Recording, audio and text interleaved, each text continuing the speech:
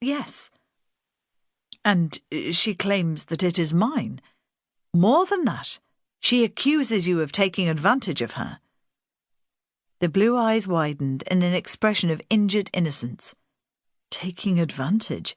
My dear mamma, can you seriously believe me capable of such a vile act? And with her, of all people? Mrs. Latimer smiled indulgently. Of course not. I just needed to hear you deny it in front of her. She turned her attention to Dora. You have heard what Hector says. He denies it. Of course he does, Dora said bitterly, and you believe him. Of course. My son is a gentleman. He would never stoop to such a vile act.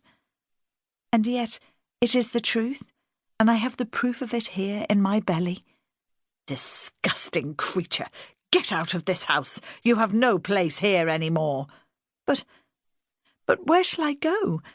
I have no other home, no money, no friends who will take me in. What do I care? You have forfeited any right to my consideration. You have told wicked lies and impugned the honour of my son. You have shown yourself no better than that whore your mother. Get out, before I call John and William to throw you out. Chapter 1. What do you think you're doing? You can't just walk in. Please, I need somewhere to stay, a shelter until... What do you think this is, a hotel? It ain't the effing Adelphi, you know. The porter's voice changed as Dora buckled over with a spasm of pain. What's up? What's the matter with you? A woman's voice interposed. What's going on here? Let me see her. A hand gripped her shoulder and Dora struggled to stand upright. Dear God, Sam, I think she's in labour. Quick, fetch some of the women. They will know what to do. For a few moments, Dora's whole consciousness was focused on another wave of pain. When it passed, she became aware she was being supported by two women and half carried over a roughly cobbled surface. She had an impression of high brick walls surrounding soot-blackened buildings, which rose on either side of a narrow roadway. She was hustled through a door and lowered onto a bed. Faces loomed over her, then her skirts were lifted, and a hand probed her private parts. Then you worry, pet. I've birthed many a bairn in my time. I'll see you all right. You hold her, Betsy. Lie back, pet. It'll be over soon. From then on, Dora ceased to be aware of anything except what was happening within her own body.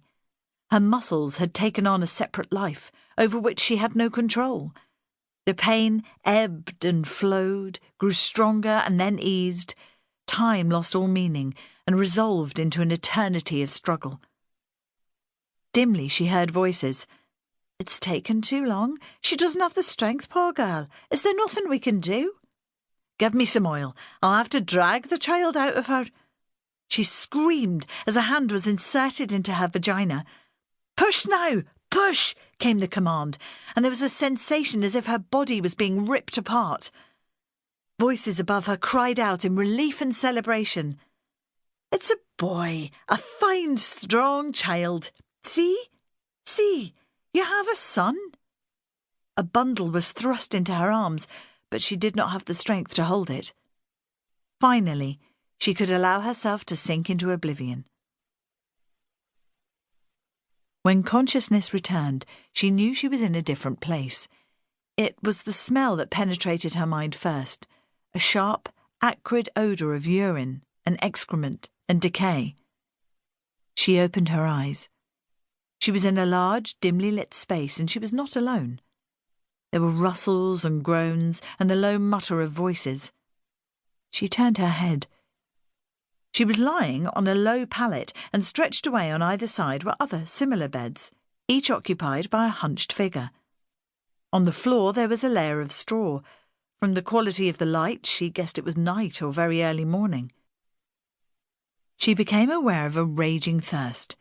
She wanted to get up, to go in search of something to drink, but when she raised her head, a wave of dizziness swept over her, and she sank back again. Time passed. She did not know how much. And then there was a stir in the room.